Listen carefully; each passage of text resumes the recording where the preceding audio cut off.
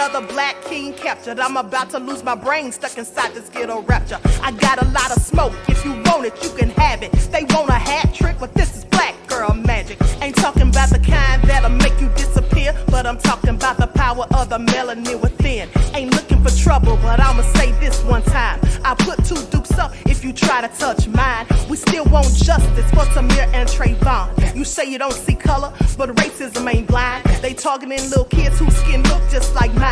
So I'm paranoid, it's a war zone outside. And I'm a black queen, so if you ask me to step out of my car, you gon' have to snatch me, cause I ain't going no damn well. Had to spend my whole life living unfair. Ancestors got my back and they right here. You can never understand, it's a nightmare. Living in my black shoes by the black rules. You can keep your handshake, I don't dap coons. The white man to go nuts if he cash you, but you all on his side like a damn fool. Make it make sense. We are oppressed. Queen. We are exploited. We are downtrodden. Make it make Queen. We are sense. denied not only civil rights, but even human rights. Ahmadiyyah. So the only way we're going to get some of this Ahmadiyyah. oppression and exploitation Queen. away from us or aside from us is come together Queen. against the common enemy. Who taught you to hate the texture of your Ahmadiyyah. hair?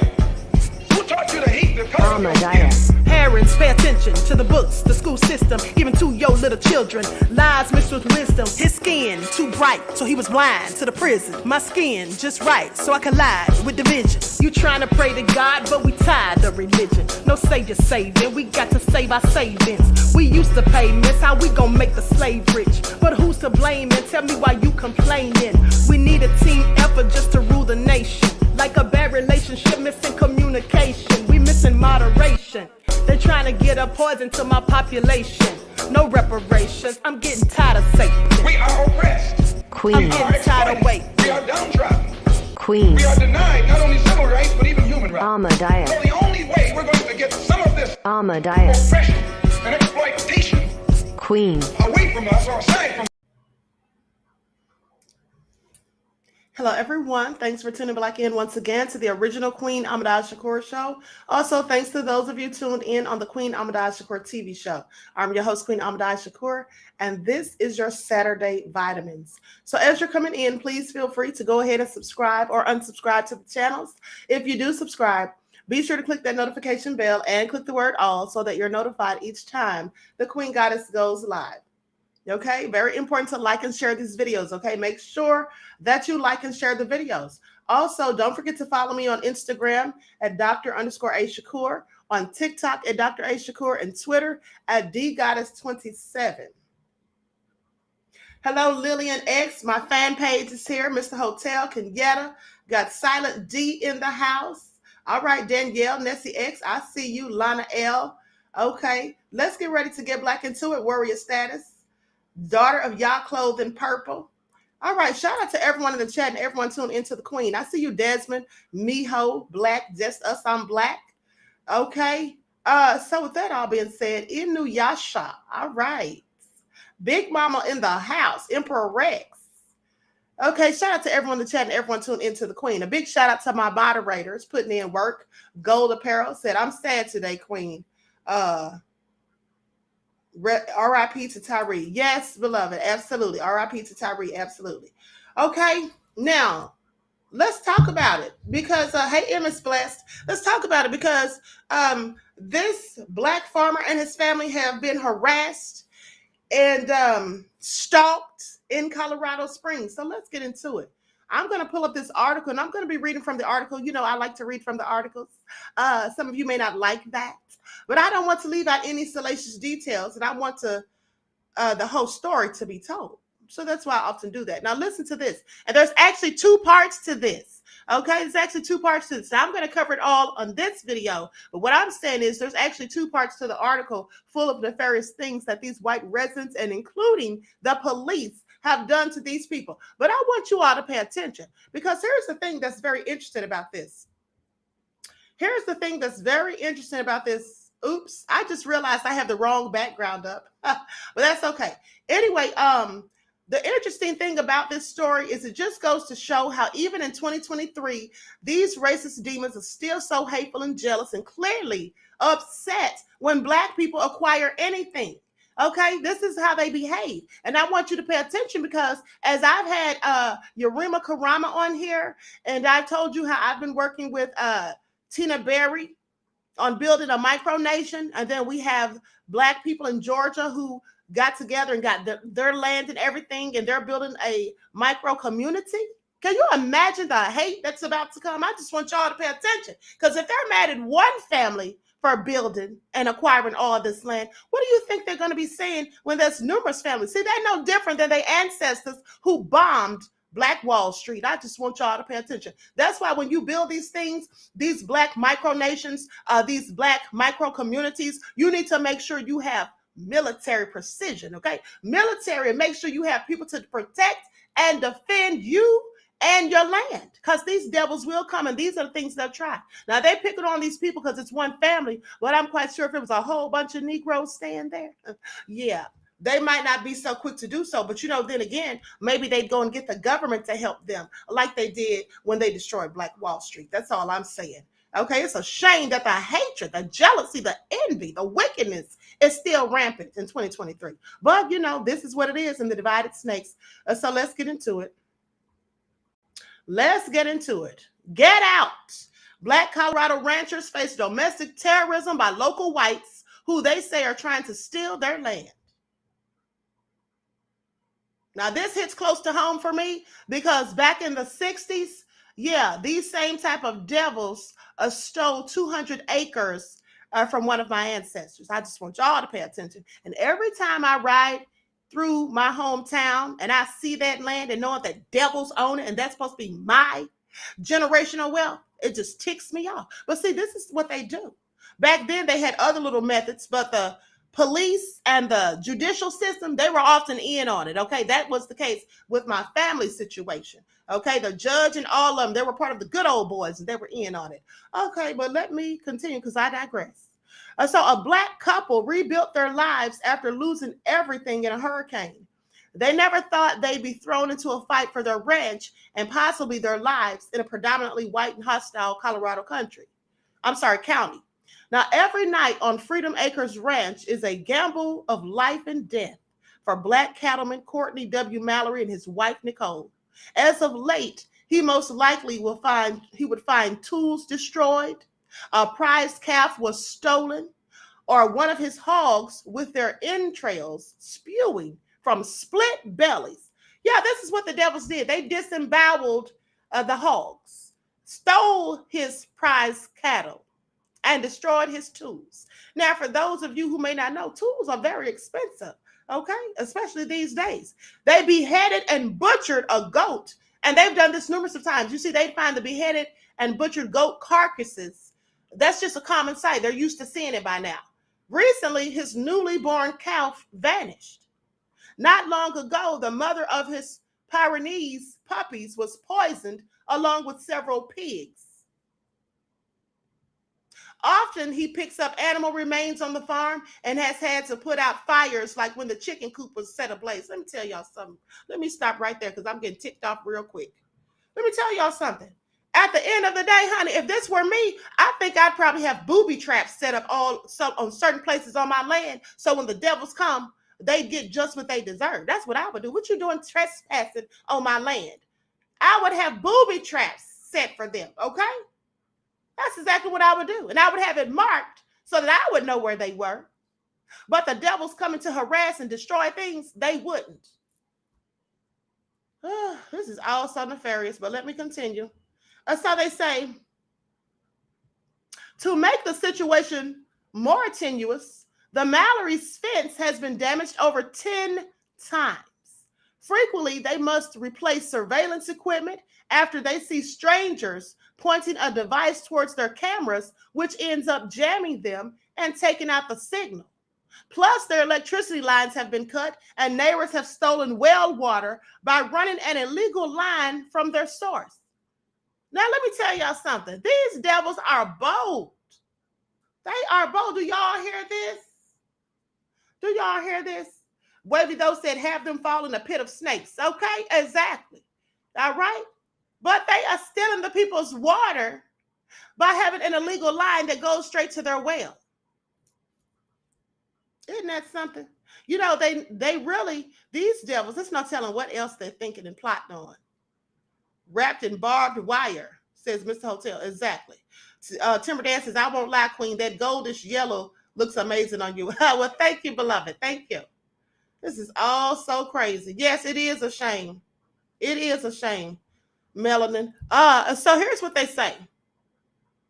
Because it gets worse. I just want y'all to pay attention. They say one day Courtney was chased by a white man when repairing a portion of his fence. The aggressor, who was in a car, gunned for Courtney, who made it to his vehicle in just enough time to dash away in a hellish pursuit. Once he made it to the end of his property, the man steered the other way. Honey, you come on my property doing some mess like that, you're not going to leave. You're not going to leave walking and you're not going to leave talking. Okay, let me continue. Now, one evening, Nicole was followed by a white woman who almost ran her off the road, then put on high beams and pulled out what looked like a gun.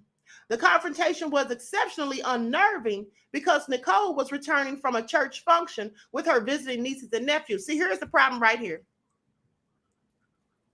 Here is the problem right here. Returning from church. Well, what does that tell me? That tells me these are some good Christian black folks. See, those the kind the devils want to mess with. Why won't the devils mess with a Negro like me? Why won't they do that? Huh? Why won't they mess with one of us crazy Negroes who not going to take their bullshit? I'm just wondering. Okay, you see, they mess with these Christian black folk who don't want to hurt them, who believe in forgive and forget, and who turn the other cheek. Now, you come riding towards me, trying to run me off this road, pulling guns and high beams. Ooh, baby, it's not going to end well for you. That's all I'm going to say. And whatever consequences come, that's just what I'm going to have to take. Because I'm going to protect and defend myself at all costs. And if you do something like that, I'm going to think. As a matter of fact, I'm going to know that you're trying to kill me. And if you're trying to kill me, it's only one thing for me to do. And we all know what that is.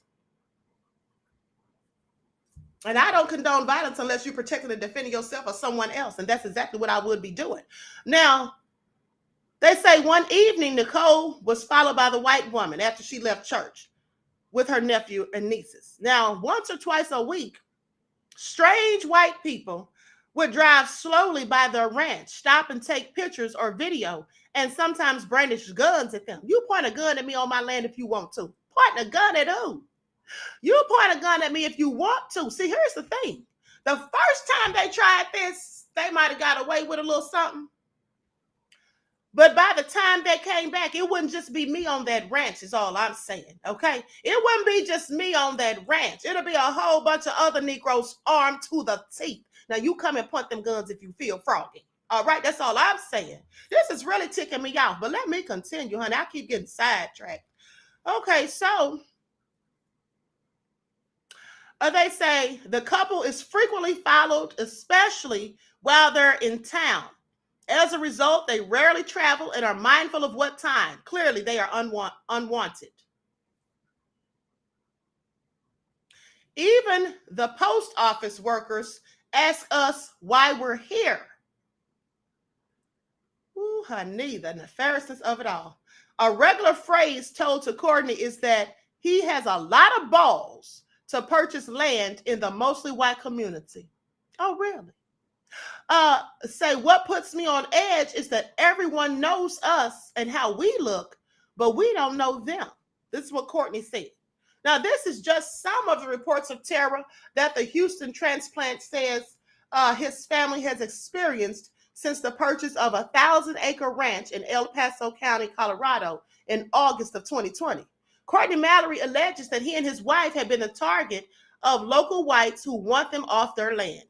He says, it's like I'm being tormented by doing God's work, says Mallory, who is exhausted because his family has not slept for months from keeping night watches. Added to the everyday toil of keeping an active ranch, they are constantly repairing the damage done on the land and to the ranch. Let me show you all some pictures of what the devils have done. This is all so sick. I'm going to tell you like this. I just am not one of those tolerant Negroes by any means. I am not. See, he's talking about doing God's work. And you know, they go to church and all of that. These devils are clearly doing the work of Satan. Okay? And you know what they say, right? When in Rome, do as the Romans do. So while he's sitting up there doing the devil's work, I'd show him and the devil how to really get down. Okay? That's what I do. I'd show him and Satan how it really goes down. Okay? I'm just saying. I'm just saying, because I promise you I couldn't do it. I promise you I couldn't do it. You think I'm going to be out there repairing a fence 10 times? Restoring my own surveillance system, riding around and you coming on my land chasing me and all that? Chasing other family members? It's not going to happen. It's not going to happen. It's only one or two things going to happen after you do that once or twice. It's only one or two things that's going to happen. All right? I think we all know what I'm talking about. With that all being said, let me share my screen so you all can see this.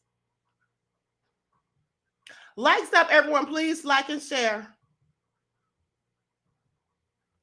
Y'all see this? This is what the devils have done. Look at it. You see that disemboweled goat or a hog? Look at this. Just low down, honey. But let me continue. Because I don't have a little bit of tolerance. I don't know how Dr. King did it, honey, talking about turn the other cheek. I'm not turning nothing. All right? So anyway, here's what they go on to say. They say, when asked why he thinks he's being targeted, Courtney claims the rural community wants to steal his land, especially after he turned down numerous requests to lease his acreages to local whites. See, he didn't want them staying on his property. Yeah, that's his right. Because do you think they would let him come stay on their property? No, they wouldn't. Now, to worsen his predicament, he alleges that El Paso County Sheriff Sergeant Emery Ray Gerhardt has been complicit in the concerted effort to move his family off their land and even participates in the ongoing racialized actions. Now, on multiple occasions, the county sheriff is captured on Freedom Acres ranch footage in his patrol car driving around the perimeters of the Mallory property. Ironically, he has yet to take a police report from the Mallorys for their numerous complaints of trespassing strangers and animal deaths, theft on their property, and a list of other offenses. Courtney said that Sheriff Gerhardt has even forbidden them from using a portion of their land for their ranching enterprise. So he's going to tell them what they can and can't do on their property. As the black farmer in the area, or the only black farmer in the area, it's become evident that our skin color and race are the only driving factors of this extreme racism, this discrimination and harassment. No other farmers have been approached or have had any of our experiences. This is what he said in a petition to get the sheriff fired. Here's the petition right here. I'm going to share my screen so you all can see this. Black Farmers Matter. Likes up, everyone. Please like and share. Thank you in advance. Y'all know they have the Queen Shadow Band. And I want y'all to pay attention to this. Okay, so, and everyone, please sign this petition. All right, please sign this petition. And let me tell you all something too. This petition is on change.org. Now, mind you, when you go to change.org, it will ask you for donations. Those donations, just for those of you who don't know, those donations do not go to the people who filed the petition. Those donations go to change.org. Okay, so don't let them fool you, because that's what they do. They don't go to the people who filed the petition. They go to the organization change.org. Now, if you want to donate to them, I'm sure they have a GoFundMe, which I'll get to. Now, here's what they say. We are a family of United States Marine Corps veterans. In spite of fighting for our country, I'm going to stop the share while I read this. They say, we are a family of United States Marine Corps veterans. In spite of fighting for our country, my family and I have faced threats of lynching and hanging and now live in constant fear for our lives in rural Colorado Springs. I don't know if it is 2023 or the late 1800s. Oh, baby, I'd show them the devil's doing all that stuff. I would show them what year it is, okay? And who the new Negroes are, all right? Not the Negroes of old who bowed their head and tucked their tails and stepped over into the mud when you came down the road and was scared to look in your direction. Racist devils. No, I would show you. Oh, it's 2023 and it's a whole new breed of Negroes. Pay attention. Now, and just like in the late 1800s, the only reason is that I am a black farmer. Oh, I'm sorry, I skipped the line. He says, I don't know if it's 2023 or the late 1800s, but fires, pitchforks, and ropes are familiar sights for my family. And just like in the late 1800s, the only reason is that I am a black farmer who dares to live the American dream of working my land, providing farm fresh foods to my community, and leaving something valuable and everlasting to my family. The individual leading this reign of terror and trauma is our own Deputy Emery Ray Gerhardt, with the rest of our local police force participating in the abuse and following his lead. It is incredibly sad, disheartening, and hurtful that those who have sworn to serve and protect are the reason my family and I have had our land and our lives threatened. He says, we have been targeted.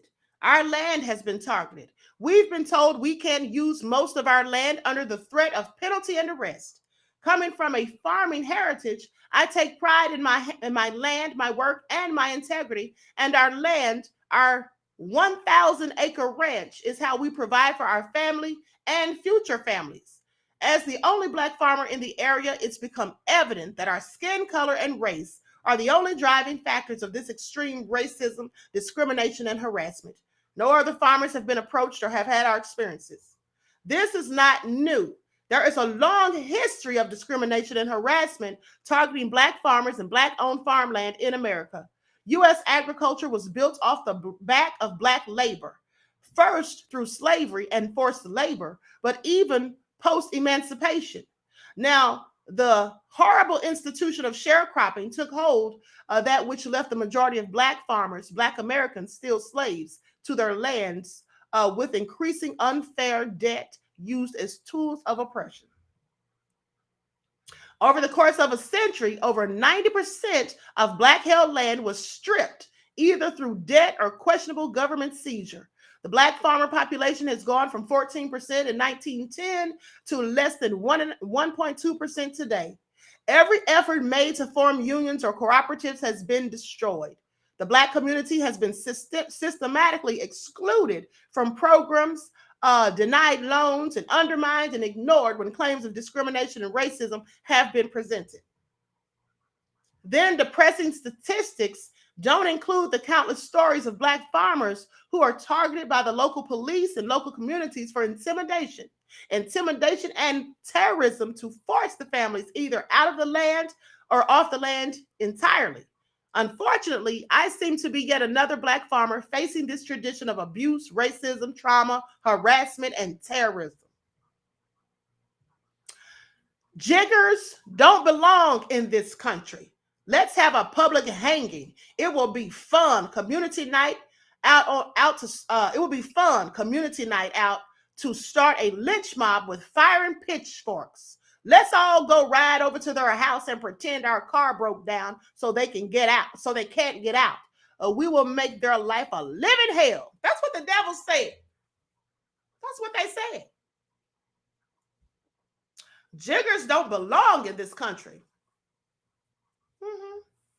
And then talking about lynching and lighting fires and all that and bringing pitchforks. They are of their father, the devil. I just want y'all to pay attention. For any of you foolish enough to think that these people have changed one iota from their nefarious, savage, hateful, wicked ancestors, you need to wake up, because this is who they are. They keep showing us time and time again. Now, I'm going to say there's a handful of them who aren't so wicked and nefarious, but the large majority of them are exactly like these people I'm reading about. These are just some of the hate-fueled statements and Facebook posts supported by some of the local police officers. That's who says these things. I just want y'all to pay attention. They have also supported the posting of our online address, so they done doxed these people. Which this has led to strangers coming to our property to harass and threaten us. We've even had our dog poisoned, animals murdered, ranch hand murdered. They murdered the ranch hand. I want y'all to pay attention. They said this man was half black and half Mexican, and they deleted him and left us to see and left us to see it. Mm, mm, mm. This is also nefarious. There have been guns directed at us multiple times, threatening our lives. And since the local police are part of this terrorism, we haven't been able to use the police services for protection or any other needs. Let me tell y'all something. First of all, I was reading some of the comments. I'm going to go to the identity of the body found on Rush property. Go to that report when the body was identified. Here's what they say. But first, let me tell you all what I read in the comments about this story. See, in the comments, there was a racist devil. I think his name was Jeff. Yeah, that was his name, Jeff. He said that when the family spoke about the ranch hand that was deleted, they said that he was half black and half Mexican. And then he said that was a lie.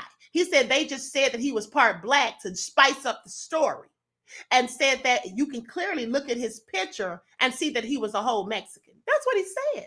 Here's the thing. I replied to Jeff, and I told Jeff, I said, first of all, you can't always look at a person and tell what race or ethnic group they belong to. Okay. Meghan Markle is a prime example of that. And they don't need to tell lies to spice up the story. It's already sad enough. Okay. You're obviously like the same people that are terrorizing these people. Okay. This is what racist devils say. See, they don't have any empathy or sympathy for us. They, in fact, find reasons to justify it. So in his mind, this wicked devil named Jeff, in his mind, oh, they just lying. See, I want y'all to pay attention, because this is what people do. And this is nothing more than cognitive dissonance. You see, when some people don't want to believe the truth of the pain and struggle that people are going through, or they don't want to believe that the people whose side they're on is doing these things, or they know they're doing it, they don't want to admit it. They'll go through hell and high water to find the smallest little inkling of something, usually nothing, to try to discredit what the victims are saying. That's what they'll do. That's exactly what they'll do. They'll try to find any little thing. So now, instead of him addressing the fact that these people have destroyed the people's fence at least 10 times, ruined their surveillance cameras and they had to have it repaired, murdered their cattle and other animals, okay, poisoned their dog and all of that, instead of acknowledging any of that, those wrongs, riding on their property, pulling guns, trying to run the wife off the road. No, Jeff didn't want to address any of that. All Jeff wanted to say was, oh, they said that man was black and Mexican. He looks like a Mexican. And they're just adding that in to spice up the story. You see how devils think? You see how devils think? They can't make it make sense. I just want y'all to pay attention, because there's a group of fools on social media who do the same thing when you try to say something about their nefarious leader. They forget all the receipts you done dropped, all the truth that's been told, all the facts that have been proven, and they'll find one little thing. Oh, you mad.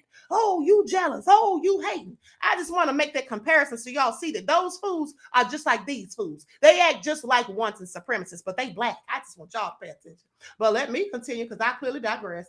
Now, here's what they say. The body was identified that was found on Rush property and released. So they say the El Paso County Sheriff's Office identified the body of a man that was found on a property in Rush.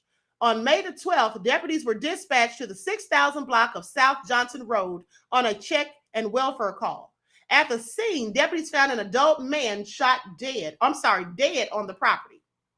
The victim has now been identified as 43-year-old Donaciano Amaya. Deputies say his death is being investigated as a homicide. No word on any suspects at this time. Probably the same deputies investigated could have had a hand in it for all we know. I mean, they did say the police are being complicit, right?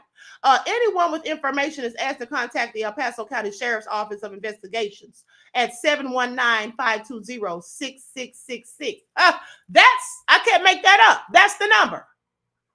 719-520-6666. If that don't tell you that it's devils down there doing this stuff, I don't know what does. But let me continue. So they say, and the person that is behind all of the racism, discrimination, terrorism, denial of police service, and giving the commands and okay to continue to harass us is corrupt, racist Deputy Emery Ray Gerhardt. We ask for you to sign the petition in support of the termination and removal of Deputy Emory Ray Gearhart. Additionally, we are asking an independent investigation from the Attorney General of Colorado. We cannot go another day with this racist and corrupt officer who openly and happily puts the only local Black farmer in his community at risk of lynching and hanging. If it can happen to us, it can happen to anyone. Help us to get him removed and charged with a hate crime so no one else is put in harm's way.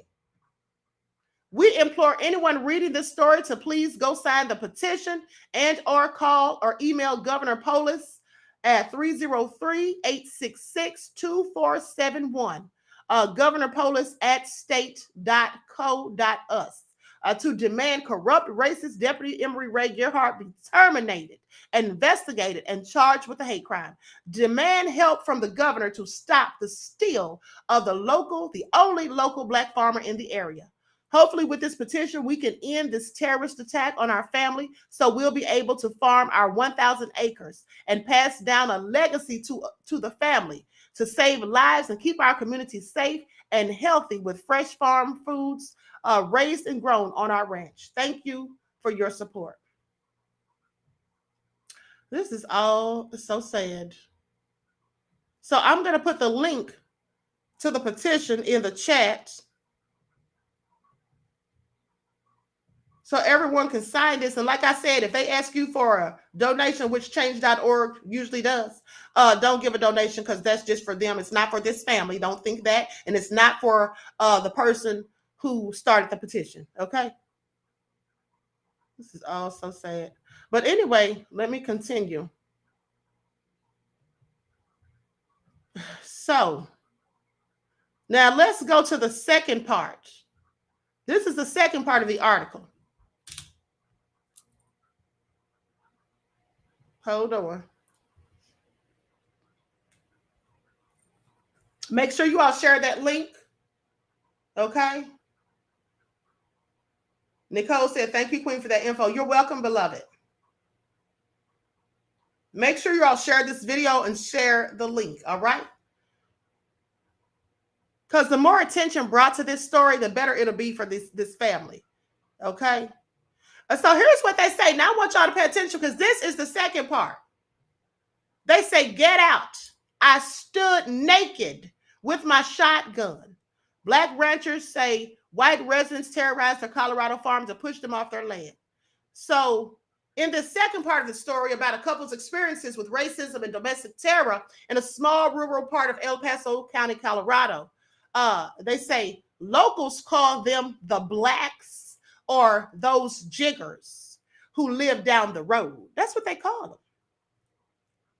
Townspeople know when they are by Courtney and Nicole Mallory's 1,000-acre ranch in El Paso County, Colorado, by the flags flown for 2 miles. The U.S. Marine Corps, Jesus is King, and Black Lives Matter. Nicole, who is a military veteran, mentioned how locals and passerbys who are part of the continuous parade of intimidation and attacks disregard the Marine flag and religious banners to focus the display of BLM signs on the property. See that Jesus is King? That's part of the problem right there. That's part of the problem right there. See, here's the thing. You cannot fight oppression. I just want y'all to pay attention. Let's get into it for a minute. You cannot fight oppression of your own people and yourself when you are praising a white Lord and Savior. You just cannot do it. It's impossible. It cannot be done.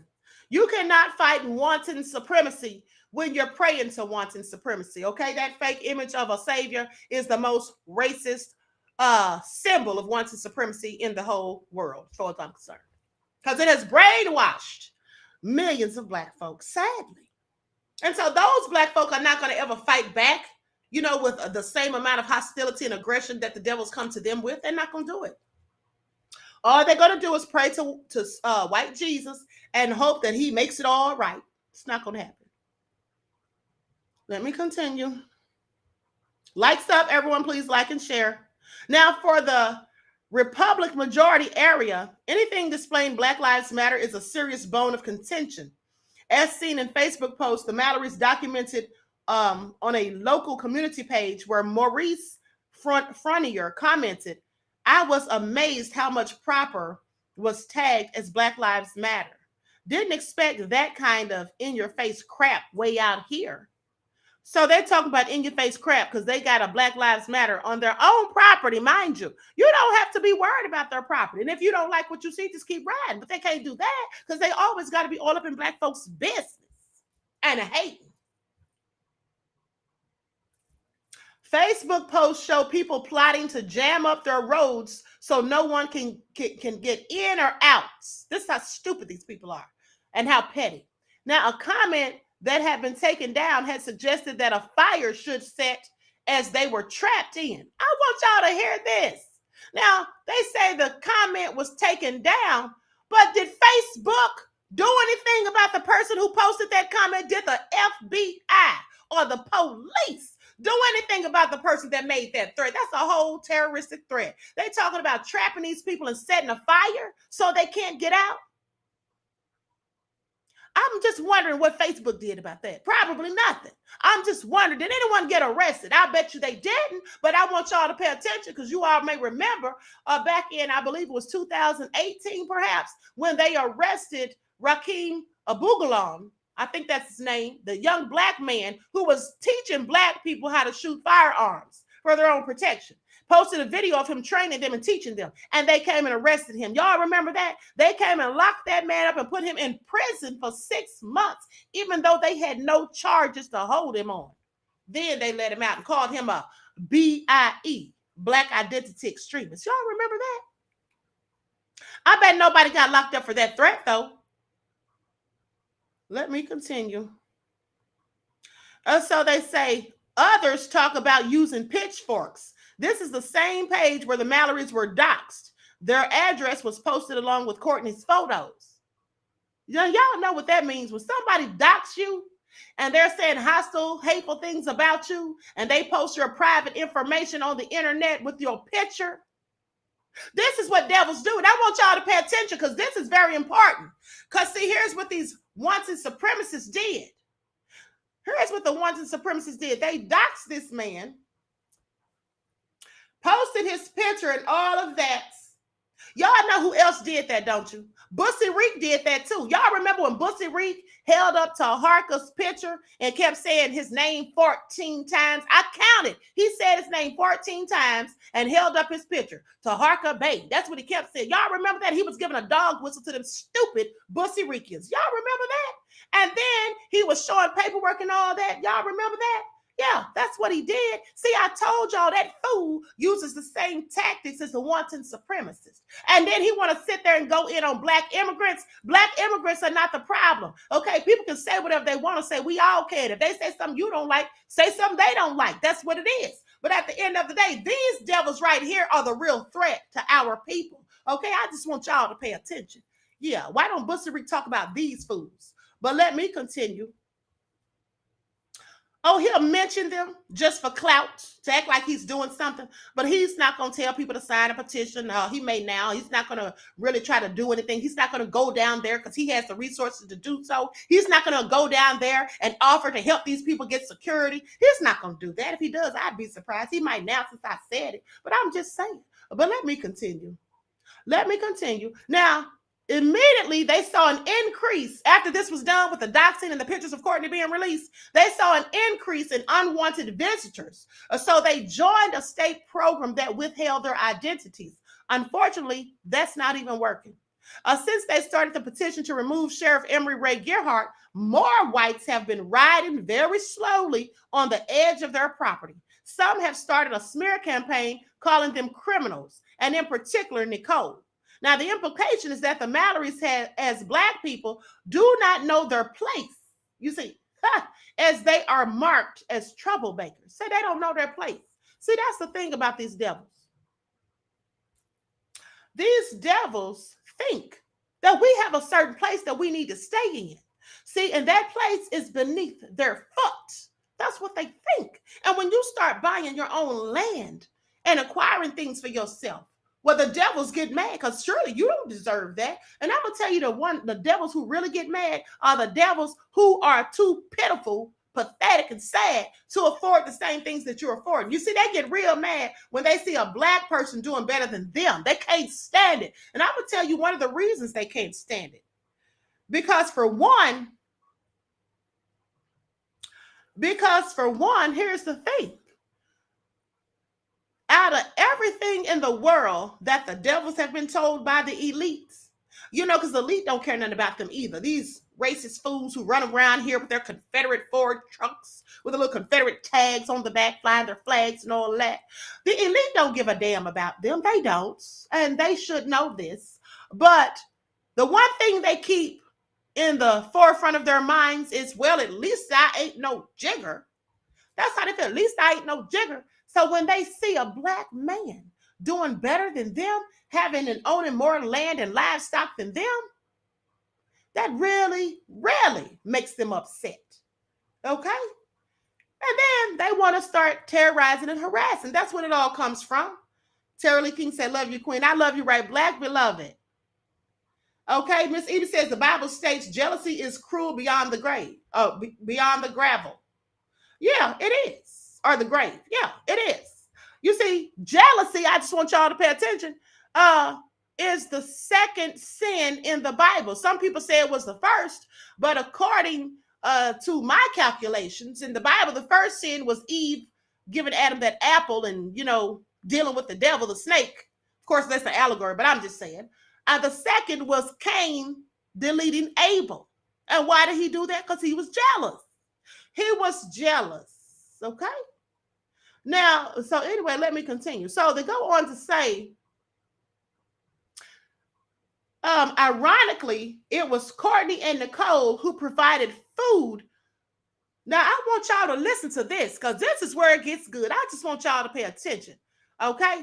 Ironically, it was Courtney and Nicole who provided food to the same poor residents in the rural community during the global pandemic. In particular, rural communities were hit hardest and saw a grave spike in food insecurity. People were dying disproportionately during Stupid 19 who wouldn't have healthy food.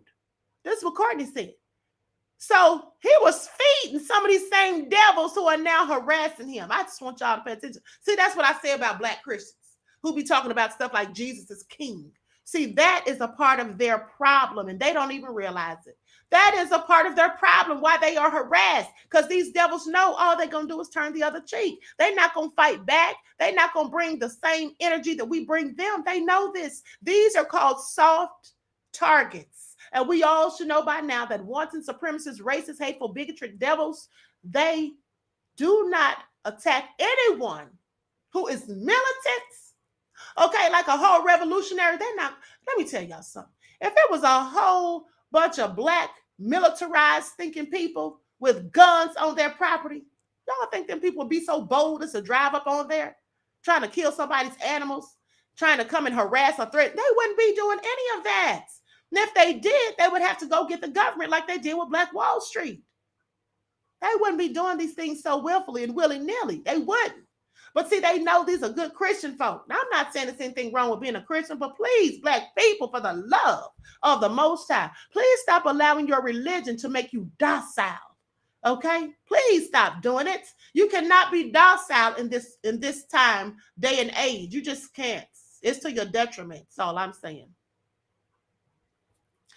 They say before the pandemic, 1 in 10 Coloradans were unsure on a daily basis if they would eat, and a stalwart Christian couple, the Mallorys, saw a need to feed them.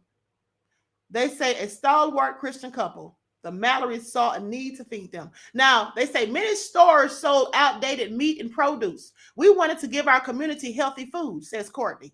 So the Mallorys struck a relationship with 5 stores in the Denver area to supply them with food from their own farm. Well, this is the thanks they get. You see how you can't love devils? I don't love nobody who don't love me. Okay, I'm not gonna forgive nobody who did something wicked, low down, and quite frankly nefarious to me. No, I'm not gonna forgive you, especially when you didn't ask for my forgiveness and you showed no remorse. That's what Black people got to stop doing. It's crazy at this point. Now, yet and still, their generosity grew because they saw many people in the El Paso County region going hungry. People did not have food to eat, so we donated from our farm. This is what Nicole said, who explained that they began to regularly give pounds of meat from their high-valued stock of beef and chickens. Honey, I wouldn't have been doing none of that. Not to them devils. Maybe to the people that look like me, but darn sure not to them. Now, as time went on, the response by some residents was not what the Mallorys expected. Some of these same people we fed, are the same ones behind these racist attacks. I've never experienced racism like this, she admitted sullenly.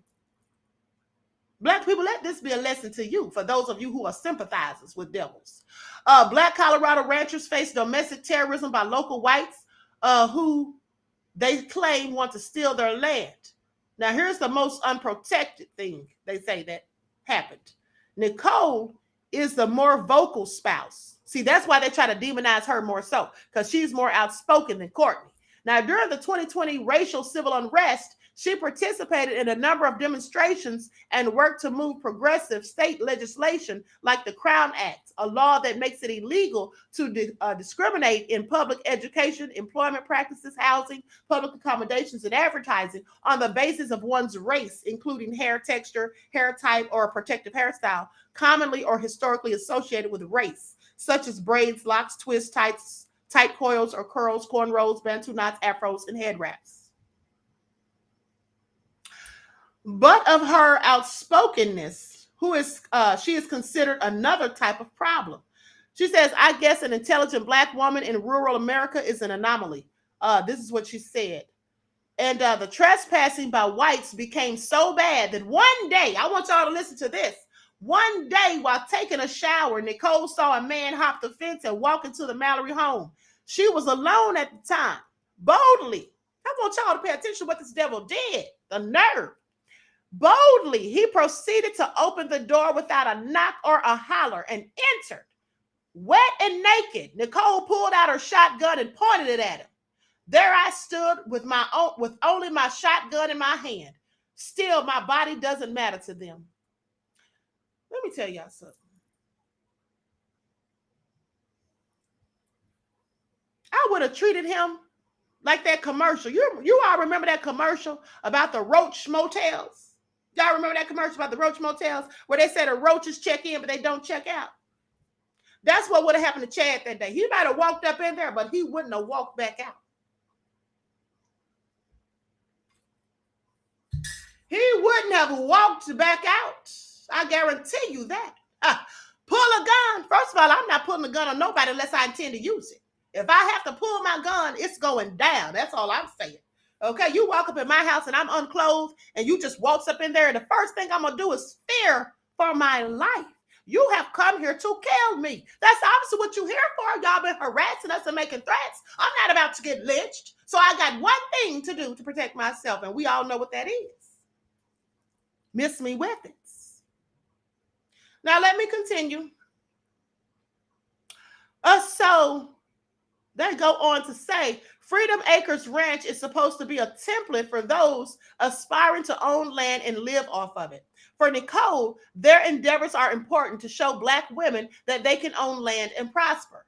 Even for her nieces who already were designing out gardens on the ranch, the future is uncertain.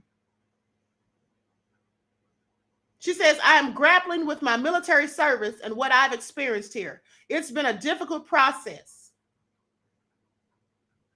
Nicole's sentiments are sincere and quite common. Throughout the history of the U.S. and its waves of wars, Black servicemen and women deal with the unsavory reality that their military sacrifice is met with white racism when they return home. Now, after World War I, soldiers returning home were often antagonized by racist whites. Even some were deleted for wearing a uniform. Their pride was interpreted as being an uppity Negro, much like the response Nicole is receiving. This is all true. See, I want y'all to pay attention because here's the thing. You know, I remember a black man posted a video and he was saying that a lot of young black men get deleted, because they dress in hoodies, pants sagging or whatever. And I definitely don't condone pants sagging. You look just crazy to me with your pants sagging. Pull it up. Nobody wants to see all that. But he was basically saying that this is why they get targeted because of the way they dress. Because they have locks or whatever. That's not why they get targeted. It doesn't have anything to do with the way they dress. It doesn't have anything to do with the way they wear their hair. They get targeted because of one thing, and it's called melanin. Like, that's what it is. You see, because if it was the outfit or the clothes that were the problem, well, then somebody can explain to us, surely, and make it all make sense, why they would delete black soldiers when they had on uniforms. While we can see lynchings, old pictures of lynchings with black men dressed in their Sunday best. See, it don't matter what you wear. It don't matter how much money you make. It doesn't matter what title you have, what credibility or accolades you hold. As long as you are black in this country, right? The divided snakes, you can be treated this way. Because the one thing that they hate about us most is the fact that we're drenched in melanin. And they know the power of it. Sadly, some of y'all don't know the power of your own melanin, but the devils do. Now, with that all being said, let me continue. And I'm not saying that all of these people are devils. We know that there's some white people who are good. There were some white people who died during the fight for civil rights and all of that. They had no dogs in the fight, and they lost their lives too. Some of them were threatened and harassed. I often bring up the story of a 44-year-old, what was her name? Viola Louisa, who was shot in the face by the Klan because she was giving black people rides to go and vote and taking them back home. So no, we're not talking about all white people, but I am talking about a majority of them. A majority of them hate us. A majority of them are racist against us and Confederate against us. That's just what it is. Okay, that's what it is. Okay, I mean, I am not making this all up. We see from history.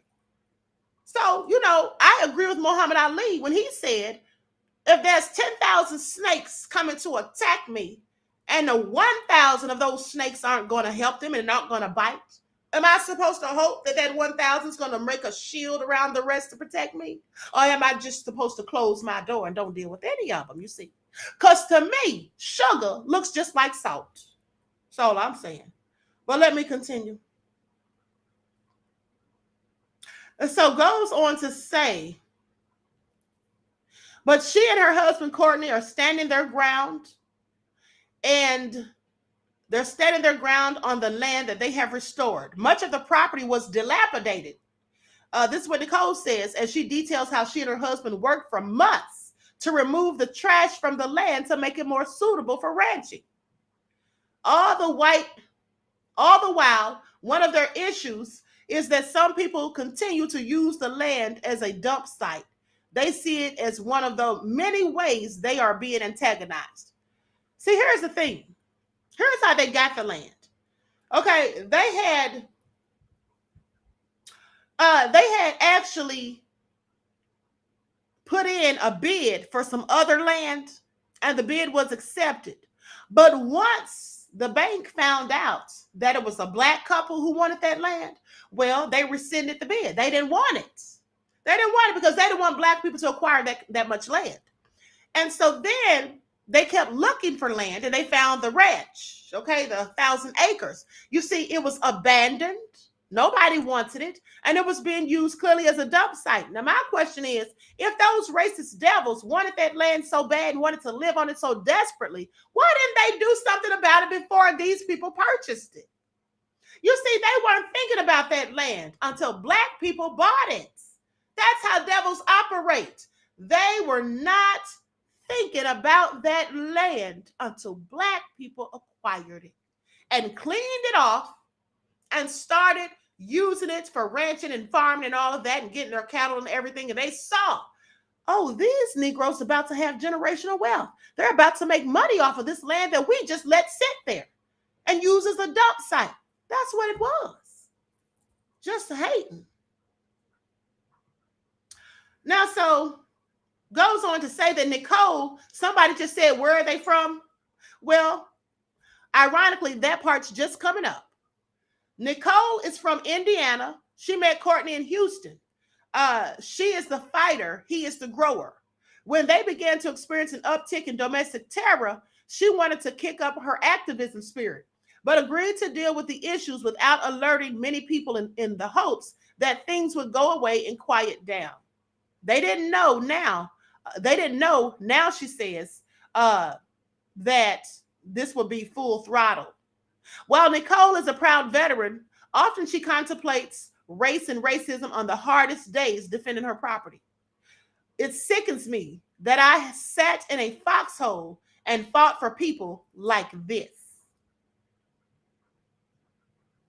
Through it all, there was a brief silver lining. In 2021, Courtney met Damasceno Amaya, who was married to a local white woman.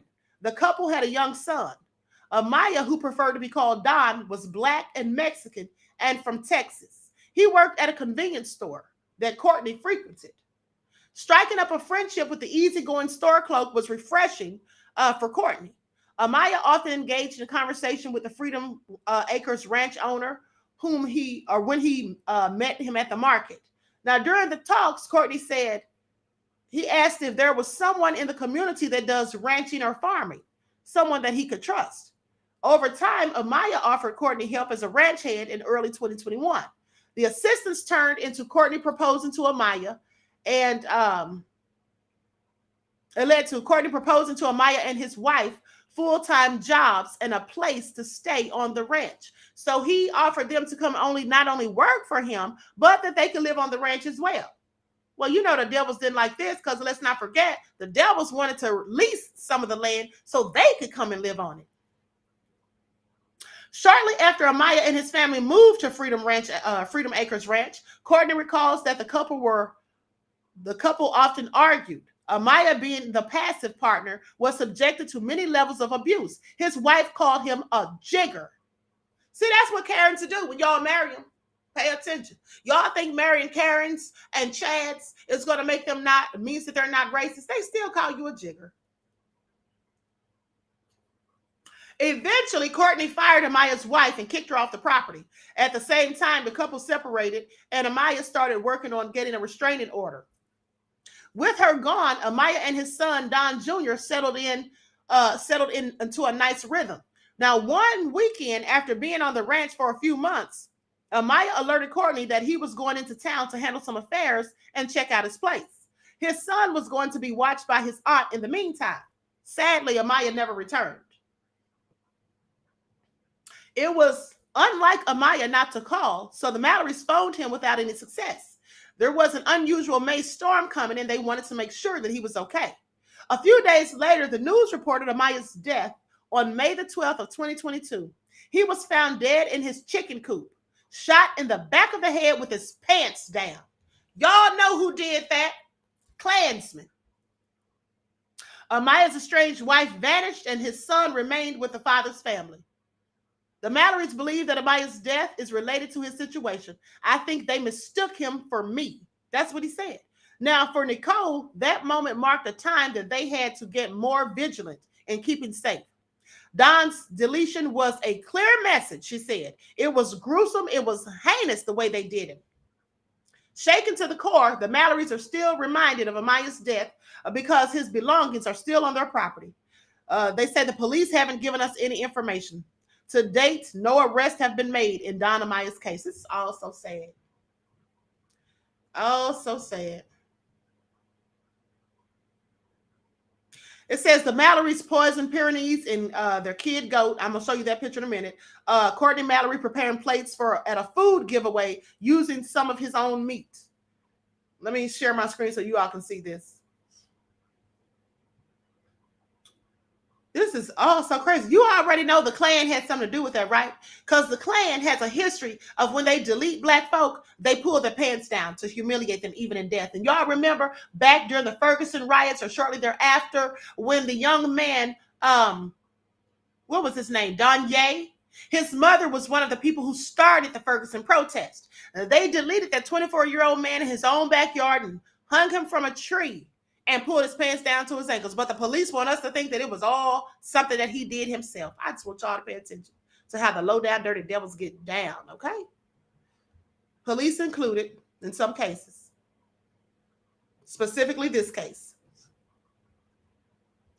Now you can see where they poisoned the man's dog.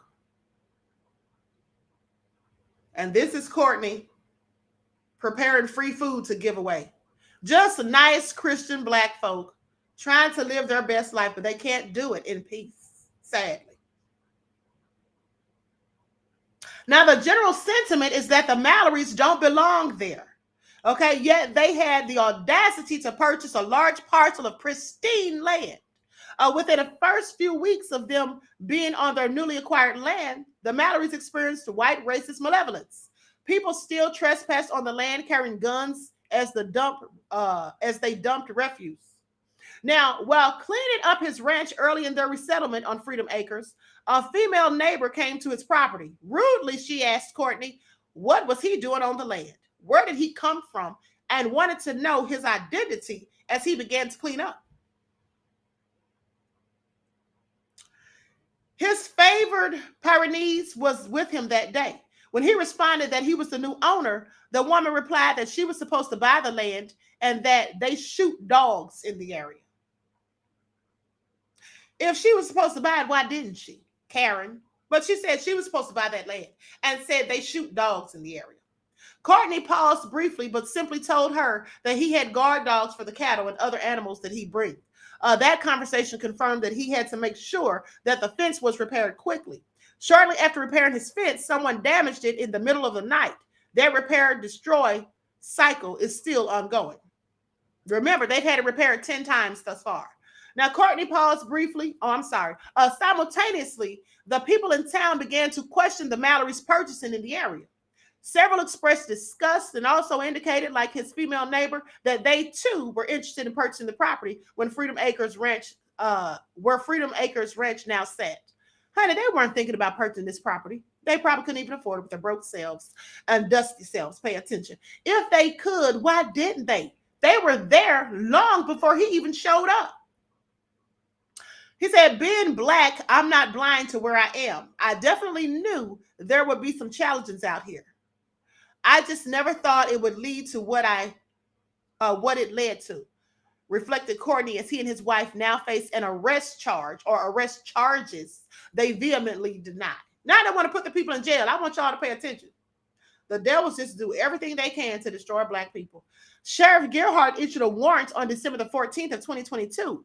And the warrant is as follows: for stalking, tampering with a utility meter, and petty theft, because the Mallorys are in the identity protection program. They received it on January the 12th of 2023. So they got it like a month later. Okay. In addition to protecting their land, now they are seeking legal counsel. They say local police enable what is happening here. This is what Nicole emphasized, saying that they were never welcomed community neighbors or members. While Nicole thinks you need police to a certain degree, she never thought that her main nemesis would be the local law enforcement.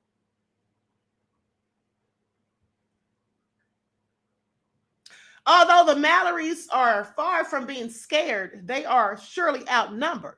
While Colorado has 12.4% black population, the Mallorys are one of the few blacks living in their region of El Paso County. Now, while the county is the most populous in the state, the majority of Colorado's black residents are concentrated around Denver, Colorado Springs, Aurora, and Pueblo. Denver is over an hour from the Mallorys and is completely a different world from the rural community that they live in. The gradual build-up of their experiences, along with the sights of nooses, including the social media mentions of pitchforks and fire sticks on a trip to Freedom Acres as community night, are historical flashbacks for the Mallorys. They cited that their experiences resemble the 1800s violence experienced by African Americans during the post-Reconstruction era called the Nadir, meaning the dark period in the U.S. After the Civil War, the Lincoln administration put in a list of executive orders, programs, and legislation to reorganize the United States and to rebuild the South. Now, because the war was mostly fought in southern states, much of the land was in shambles. With the recent freedom of millions of enslaved peoples, there were also much reconstructing to do. A number of services and institutions were put in place, from schools to land ownership deals. Blacks were given the right to vote and other incentives as new citizens. It also included protection from Union Army members in areas that were still hostile. Now, for the first time, the U.S. had an African American congressman and black men could vote. Because blacks were the architects, artisans, and labor force in the building of America, they quickly constructed self-sustained towns, communities, and even cities. From banks to schools to stores and even doctors' offices. Many of these communities thrived until Lincoln was assassinated and the Republican Party broke down. Much of the executive mandates and services passed to reconstruct the South was dismantled, including soldiers removed from patrolling hostile areas. A new order presided, which emboldened enraged whites from the South to the North who did not want blacks to enfranchise because they were beginning to outperform and out-earn them. I want y'all to pay attention. Now, this Nadir era documented a record number of lynchings, house burnings, genocide on communities, bombings, and even one coup d'etat in Wilmington, North Carolina. Okay, and some whites destroyed and confiscated what was built by blacks as the government watched, and in many cases, the government workers participated. Just like I told you. See, that's what the devils do. When they can't take the black people out themselves, when they can't destroy them by themselves, they go and get the government. And this nefarious government has always been complicit. Why would they stop now? Let's not forget Philadelphia, the bombing of Move, 1985. But let me continue. Now, even when Ark Republic attempts to talk to Courtney, his signal goes in and out, and he says that he does not receive all of our correspondences through text message. The Mallorys believe their phones are tapped and that their line somehow is manipulated by local law enforcement. It likely is. It likely is. This is all so sad. Now they say, how does someone whose desire is to grow food ends up fighting for land they brought and potentially their own freedom and lives? Daily, the Mallorys still grapple with a question they were not prepared to answer in the days of the assault. Now, all we wanted to do was feed our community and provide fresh food. This is what Courtney said, who mentioned that they donated hundreds of pounds of meat over the last 2 years in the midst of their dealings with racial terror. So they were still donating meat. I wouldn't have been donating anything, period. Saying that agriculture is how America eats. Where will we be without food? Asked Courtney. Nowadays, people think food is created in a lab somewhere, and they seem to have forgotten about farmers, especially black farmers, and the role we played in all of this. Many have questioned the Mallorys on their reasons for staying under such antagonistic circumstances. He says, it is our land. We are not being run off. I am doing this for black farmers or after me, who won't have to deal with this in the future. In between tending the cattle, the Mallorys keep watch. They have added body cameras to their daily farm clothes to document their movements around the ranch. This is also sad. They have a GoFundMe. Hold on. Let me put the link in the chats. And please, if you can, donate to their GoFundMe. They have acquired $11,648 of the $25,000 goal. These people are going to need money for legal counsel to be obtained, because now the fools the devils have pressed charges against them, felony charges. I just want you to pay attention, all full of lies and deceit in an effort to destroy them further. There's the link. There's the link. Please make sure that you share this video. Please like and share this video. Everybody needs to know what's going on down there in Colorado. Everybody needs to know what's going on in El Paso County. Okay? They need to know. Nicole says they're going really far. Black Wall Street style with a mix of rosewood. Yes. Absolutely. So, like I said, anyone who can donate, please do so, because this is all so sad that this is what we are going through still in 2023. But some fools want to sit up here and go in on black immigrants as if black immigrants are really the problem. Talking about the black immigrants are coming here to do violence against us family. Sit down somewhere. Black people do violence against their own selves. You don't talk about that. What about them 5 black officers who killed that young man? Please miss me with it. The main problem with our people is wanton supremacists and racism from the oppressors. That's the main problem. And that's what we all should be fighting against. And that's what we all should be focusing on. Not focusing on other melanated people. How niggard is that? Okay? So with that all being said, let's go on to the next story. Everyone, please get those likes up. Please like and share. First thing I want to tell you all is this. Let's talk about Karen, because I want y'all to know what I saw a Karen post on Twitter, and I said days ago that I had to talk about this. Here it is right here. Let me show it. Y'all see that? Please read it. Please read that. Y'all see that, right? Now, this is Karen. Karen says, men, if a woman accuses you of rape, even if you didn't do it, shut up and accept the charges. Women have been systematically oppressed for years, and you giving up some years of your freedom doesn't compare to the oppression they've been through. That's what Karen said. So what now? Do y'all hear this clown, this fool? She was so serious. She was so serious. See, the reason I think this is important to talk about is because the bottom line is this. There are a lot of Karens who think that way. Do you remember when the hashtag #MeTooFools? Yeah, and I'm calling them fools because that's what they are. I'm sorry, they are. I'm not saying that women deserve to be attacked. Of course they don't.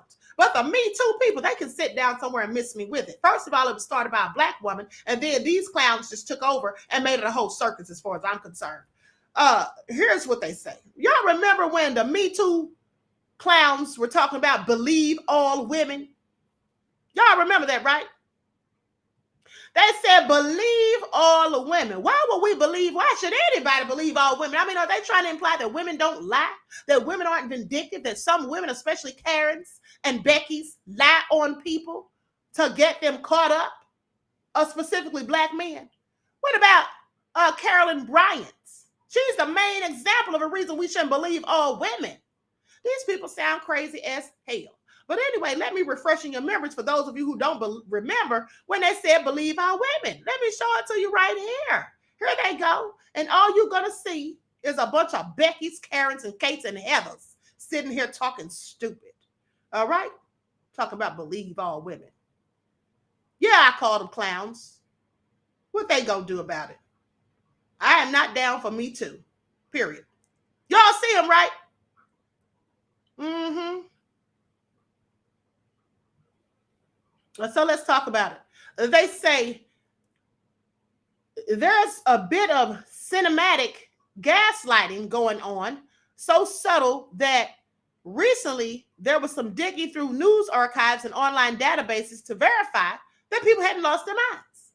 In 2017, as the hashtag #MeToo rose to popularity, another slogan arose with it. Believe women. It had been used before. There are several references from 2016, but it was really become a popular lexicon. So was it evocative and open to interpretation? Yes, as all slogans are. But generally, the idea was to neutralize bias. Believe women meant don't assume women as a gender are especially vindictive, and recognize that false allegations are less common than real ones. This is what feminist author Sandy Dole wrote in a book called Elle in November of 2017. In other words, allow yourself to believe that women are just as trustworthy as men, as they have been and been believed for decades. This all sounds so crazy.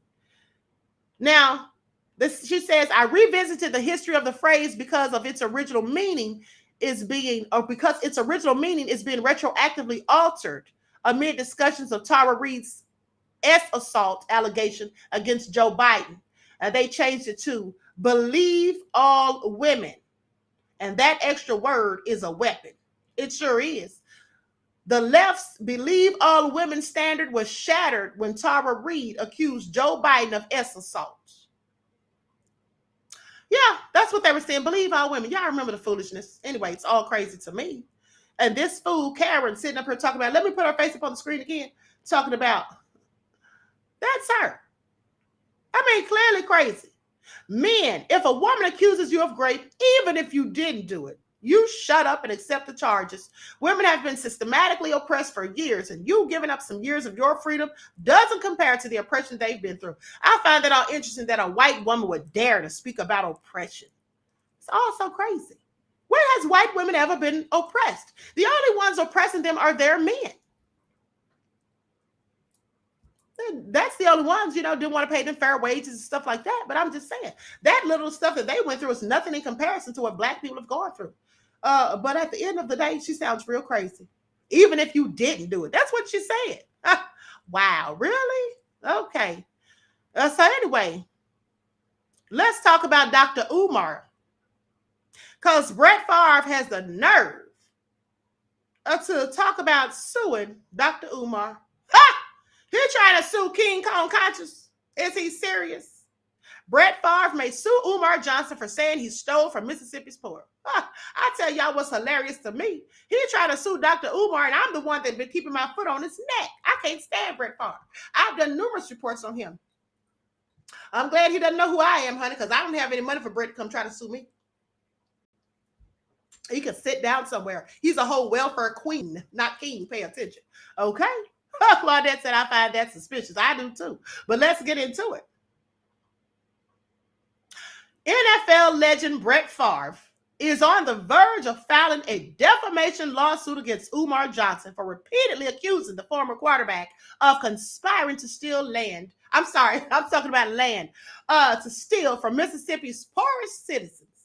Favre, a cadre of associates were investigated by state authorities and the FBI for allegedly colluding to misappropriate millions from Mississippi welfare funds to build a volleyball facility at Favre's alma mater, the University of Southern Mississippi. The scandal involved Favre and those at the highest levels of power in state government, including then Mississippi Governor Phil Bryant, former MDHS Executive Director John Davis, and Nancy New. Yeah, and Nancy's son too, remember? Now, Favre, a former quarterback for the Green Bay Packers, assured the public that he had no clue. He didn't know anything about it, he says. That the $5 million grant was diverted from the temporary assistance for needy families. Really, Brent, we saw the text messages. You can feel free to stop lying at any time, allegedly. Okay, Johnson and many others don't believe Favre, and so they said they publicly started prompting Favre to defend himself. Oh, I'm sorry. This quickly caused Favre to publicly start defending himself. I have been unjustly smeared in the media. This is what he says. I have done nothing wrong, and it is past time to set the record straight. No one ever told me, and I didn't know that funds designated for welfare recipients were going to the university or me. So somebody gave him all these funds for this volleyball stadium, and he didn't bother to ask where the money came from. Is that what he wants us to think? Let me continue. I tried to help my alma mater, a USM, a public Mississippi State University, raise funds for a wellness center. My goal was and always will be to improve the athletic facilities at my university. Now, the law firm of Kasowitz Benson Torres, LLP, fired off a letter to Johnson that they were investigating him with the possible intent of suing the controversial activist. I find that interesting because why aren't they filing off a letter to say they might sue MSNBC, CBS, NBC? I have questions. CNN, how come they're not talking about? Because here's the thing. Dr. Umar, as well as myself and others who have reported on the story about Brett Favre, where do we get this information from? I'm sorry, wasn't the lamestream media talking about it first? How come he's not trying to sue them? I just want y'all to pay attention, but let me continue. So anyway, the firm also strongly advised Johnson to preserve and not destroy, conceal, alter, or otherwise spoliate any and all documents and information in your possession. That's what they said. I mean, you don't tell me what to do with my own documentation. So in other words, what they're trying to tell Umar Johnson is, Dr. Johnson, they're trying to tell him any videos he made talking shite about Brett Favre and his misappropriation of funds allegedly down there in Mississippi, don't delete any of those things. That's what they're trying to say. Don't try to get rid of any of the evidence that we can use against you. Who do they think they are? But let me continue. The outspoken activist later shared the letter on Instagram with his followers, saying war against black men. Brett Favre versus Ifatunde. A white privilege versus black power. First, they came for Kanye and then Kyrie. Now they're coming for King Kong. Ha! Tell him, Dr. Umar. Don't you love it? Tell him, Dr. Umar. They are so nefarious. He said first they came for Kanye, then Kyrie, and now they're coming for King Kong. I just want y'all to pay attention. They're coming for all the black men whose names start with K's. Have y'all noticed Kanye, Kyrie, King Kong? They need to sit down somewhere coming for Afatunde. All right? The king, says letter L. That's what I'm talking about. Tell them, Dr. Umar, they better sit down somewhere. All right? Let me show the paperwork. Brett Favre, the welfare queen, is mad. He's big mad. And Dr. Umar, King Kong Consciousness Johnson, pay attention. Y'all don't find that suspicious? I mean, I'm just wondering. Y'all see that? Y'all see that? It's a darn shame. It is a darn shame, beloved ads. And so anyway, what y'all got to say about it? What y'all got to say about him coming for King Kong? What are y'all thoughts on it? Because at the end of the day, I think it's all crazy. I think it's all crazy. What do y'all, I want to know, comments in the chat. What do y'all have to say about it? Hold on. I have so many questions, beloveds. I have so many questions. You know why I have all these questions? Because for one, like I said, and I'm going to say again, why is he coming for Dr. Umar and not the rest of these media outlets? I'm just saying. Why is he coming for Dr. Umar, but not the rest of these media outlets? Y'all don't have any questions, because I do. You don't find that suspicious? You don't find that suspicious? You don't find that suspicious? Claudette says, I think he has a lot of nerve. I do too. I do too. He has a whole lot of nerve, beloveds. Oh, he has a whole lot of nerve. But hold on. Let's see what Dr. Umar had to say about it. Hold on.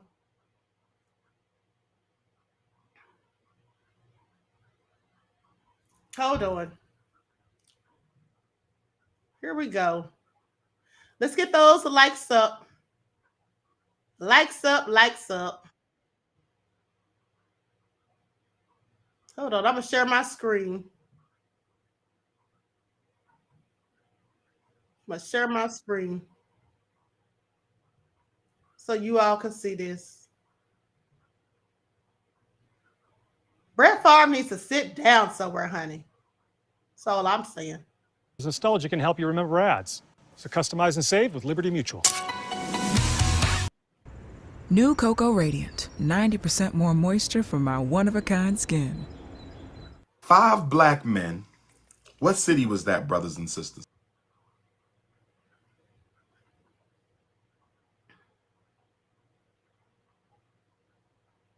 Somebody let Brett Favre know. Bunnied again.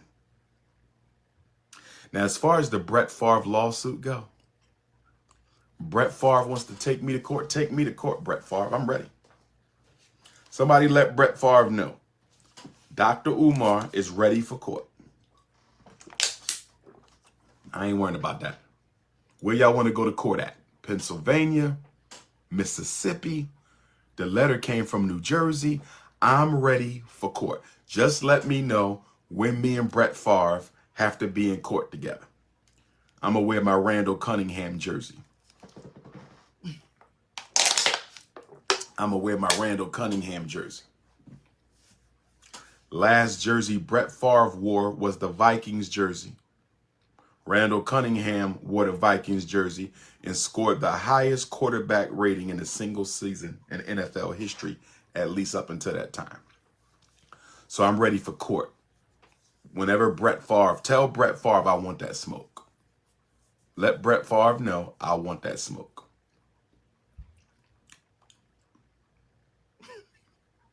I'm ready. Let's go. Then we got some. Y'all heard what he said. He wants all the smoke.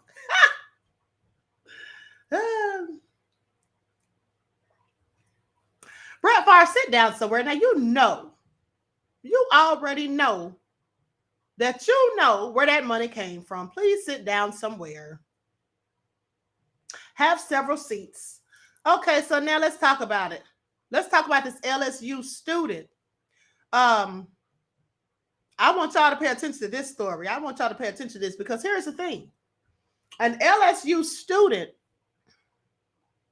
sadly met her end. She was hit by a car.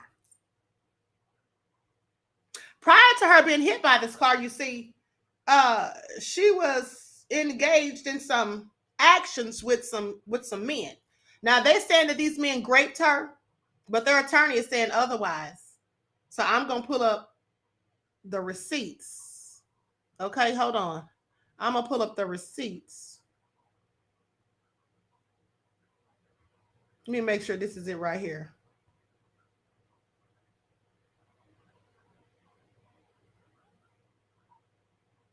Hold on. Let me see if I can find what the attorney had to say. Hold on, beloveds. Just wait a moment.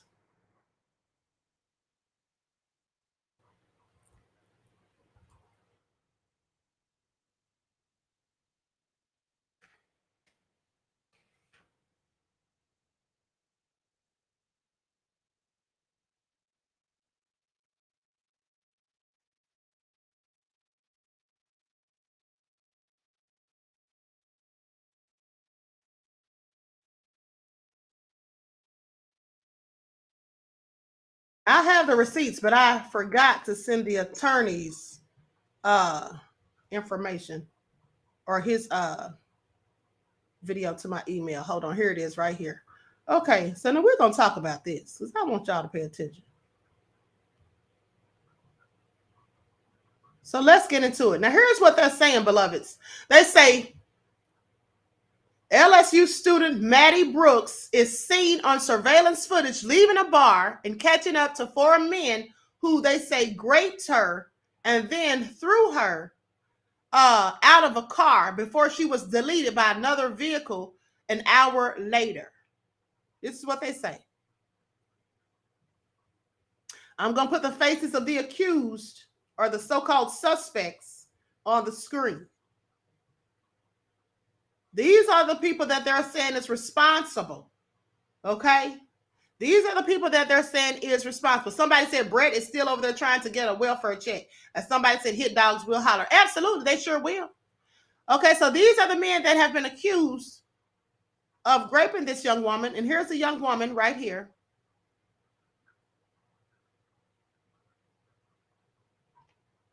So let's get into it. Let's get the details of this all.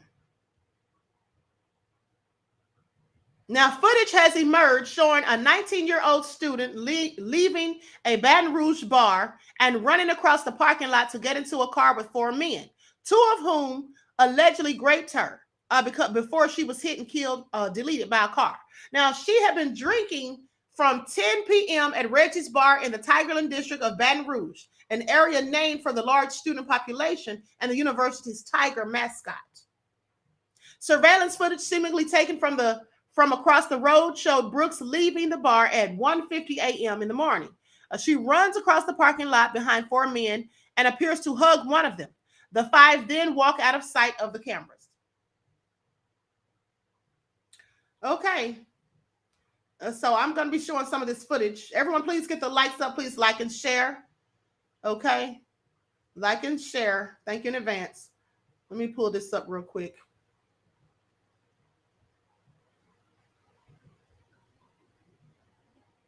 Now, they posted a video about this on Twitter. I'm about to go to that footage where they have the so-called surveillance.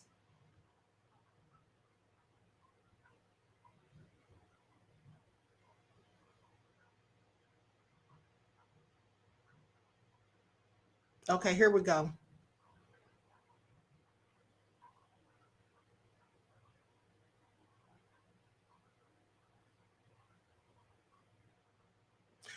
Moderators, pay attention to Darnell Mackey. I don't know who he's talking to.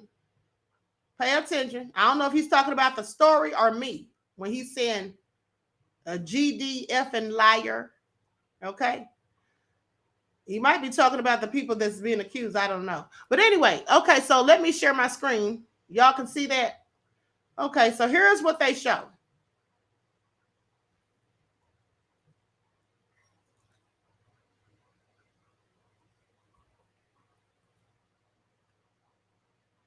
Y'all see her running right there, catching up to the men.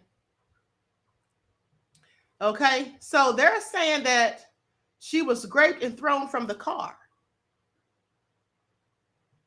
That's what they're saying. That's what the allegations are. But however, the attorney tells a different story. Okay, the attorney tells a different story. Now, you know, clearly I wasn't there, so I don't know, but the attorney had a compelling argument as far as I'm concerned. So let's get into it. Now, here's what they say also. They say,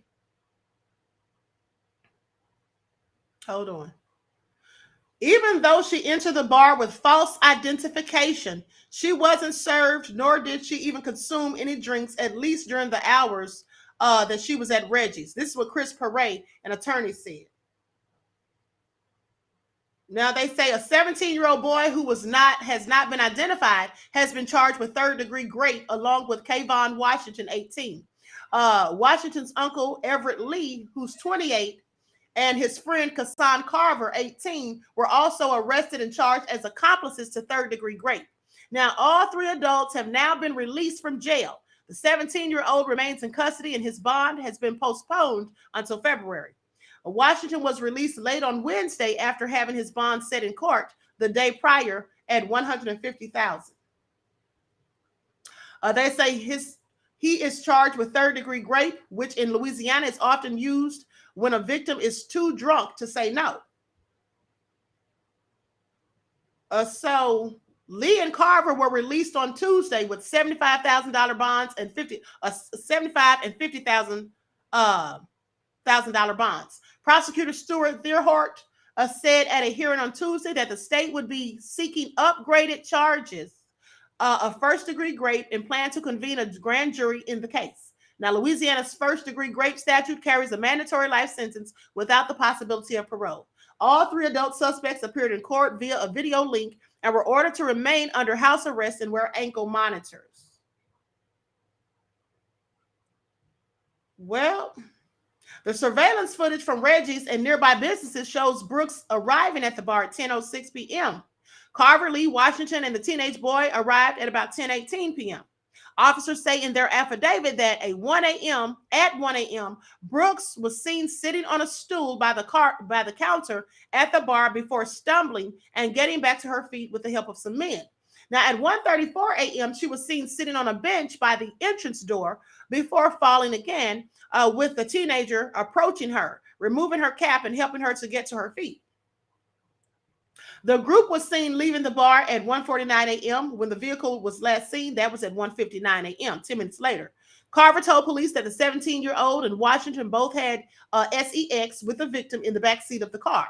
Brooks was dumped less than a 10-minute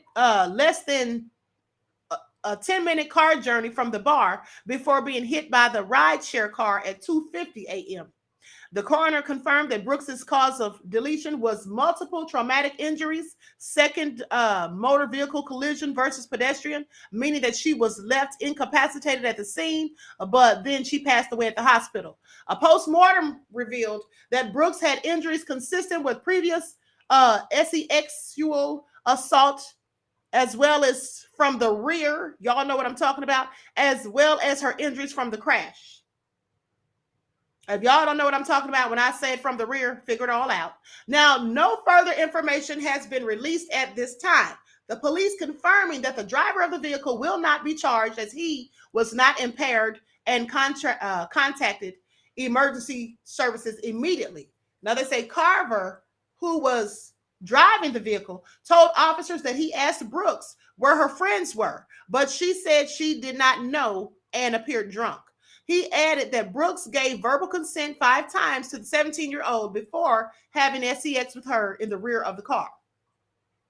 Now, when I was talking about rear the first time, I wasn't talking about the rear of the car. I'm talking about the other rear. Okay, pay attention. Now, so they say Washington, 18 years old, then exited the vehicle before swapping with a teenager to also have sex with her. Carver said that he felt uncomfortable during the sex acts and he hated it. But he did it anyway. I just want y'all to pay attention. Now, he said that he thought she was too drunk to consent. Both Carver and Lee remained in the front of the car while the sex acts were being performed, with Carver telling them to stop before dropping Brooks off. Lee refused to speak to the police, smart choice, while Washington denied that he witnessed the teenager having sex with Brooks and denied that he had sex with her. He requested an attorney when asked for an oral DNA swab. They claim, they say the mother of the 17-year-old refused to allow her son to give a statement. They claim that she was in a drunken state, but was able to consent and willfully got in the car with them before they dumped her on the side of the road. Now, they keep saying dumped her on the side of the road like she was a corpse or something. I think they let her out or whatever. Legal documents seen by the Daily Mail revealed that Maddie had a 0.319% of alcohol in her system, so high that toxicologists said she could have suffered from alcohol poisoning or lost consciousness. An autopsy also revealed that there were traces of THC or cannabis in her system at the time that she passed. Police say that she was so drunk that she would not have been able to consent to the activity. And Carver told cops that he hated it when his friends did what his friends did to Brooks because she was drunker and impaired. Third-degree rape charges in Louisiana relate to victims being unable to consent because they're under the influence of alcohol or drugs, and that the offender knew or should have known the victim's incapacity. An attorney representing all of the defendants claims that he has video proof that they are innocent and that she willingly participated in those acts. So let's get into it. I'm going to pull up the footage of what the attorney said at the news conference. Likes up, everyone. Please like and share. Subscribe to the channels if you have not done so. Unsubscribe if you're mad, because you know I don't care if you are. But anyway, all right. She got in the car with them, says Lana. Yeah, she did. Y'all saw it. She ran to the car. I mean, she didn't stumble when she ran to the car. I'm not saying she wasn't drunk, but at the end of the day, maybe they couldn't tell. I don't know. Coastal Truck Driving School is one of the nation's premier truck driving academies, offering CDL and job placement assistance. We have trained thousands of men and women in the satisfying, lucrative trucking industry. If you are a job seeker or looking to make a career change, start your new career in as little as 4 weeks. Choose a tuition payment that's right for you, including local, state, and federal assistance programs. Our classrooms are following CDC safety guidelines. Go online or give us a call today and start your career in as little as 4 weeks. 4 people have been arrested in the death of Madison Brooks. Well, the 19-year-old LSU student and Covington native was killed after she was hit by a car in Baton Rouge. Well, now investigators say she may have been sexually assaulted before her death. Alyssa Curtis joins us now in studio with more updates on this just truly horrific story. A horrible, horrible situation that we have been keeping updates on. Today, 3 of the 4 suspects appeared in court. They're facing charges including rape before leaving Madison Brooks in the street where she was hit. Earlier in the night, Brooks and the suspects are believed to have been drinking at Reggie's, a popular bar in the Tigerland area of Baton Rouge. Now the bar is also facing consequences. At 3 a.m. on January 15th, Covington native and LSU student Madison Brooks was struck by an oncoming vehicle while she was standing in the middle of a Baton Rouge street. How did she get there?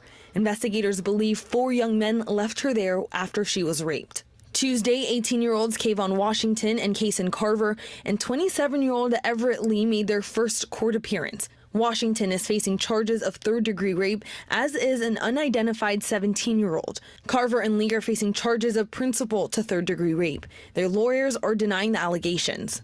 The East Baton Rouge District Attorney Hiller Moore says those charges may be upgraded to first-degree rape if they can prove 2 or more people raped her.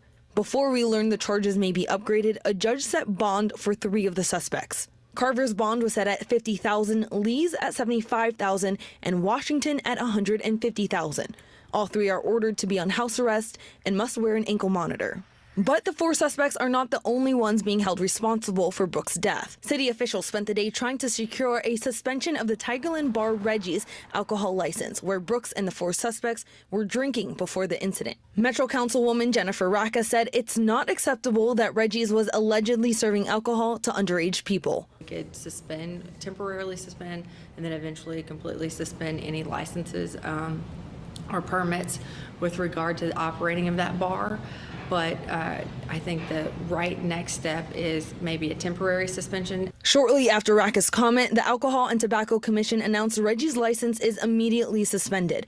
Reggie's cannot serve or sell alcohol until an emergency hearing is held next month to determine what penalties, if any, should be imposed. This isn't the first time the bar has faced a suspension. Reggie's liquor license was pulled in June of 2017 before the bar was suspended for 45 days a month later. Reggie's released a statement today saying the owner of the bar has fully cooperated with the sheriff's office, the state police, and the alcohol beverage control office. The 17-year-old unnamed suspect will have his first court appearance next month. Until then, he is being held in juvenile jail. All right, Alyssa. Coastal Truck Driving School is one of the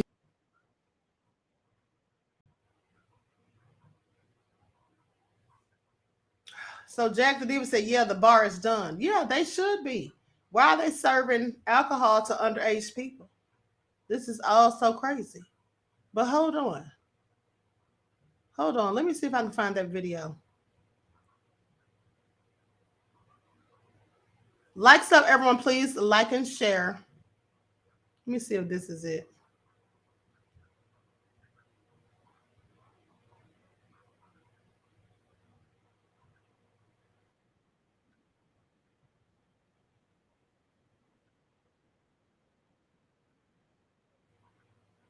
Hold on, beloveds.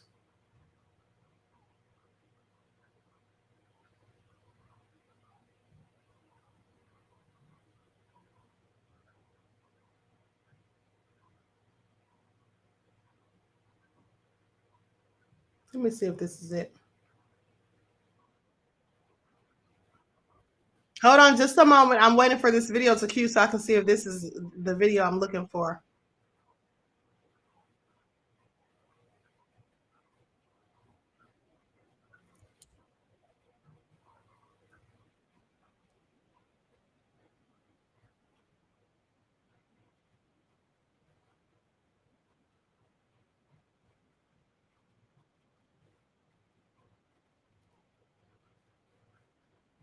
Now, let me tell you all something. The attorney said that I was wanting to find his exact the video so you all can hear what he had to say. But the attorney said that his clients are innocent. Said that they have video proof because I think they were live streaming or something like that. But said that they were recording it some type of way. Said he had video proof that they didn't do anything illegal to her, and that in fact she was consented to it. Okay, that's what he said. Now, what do you all think? Hold on, let me look one more place.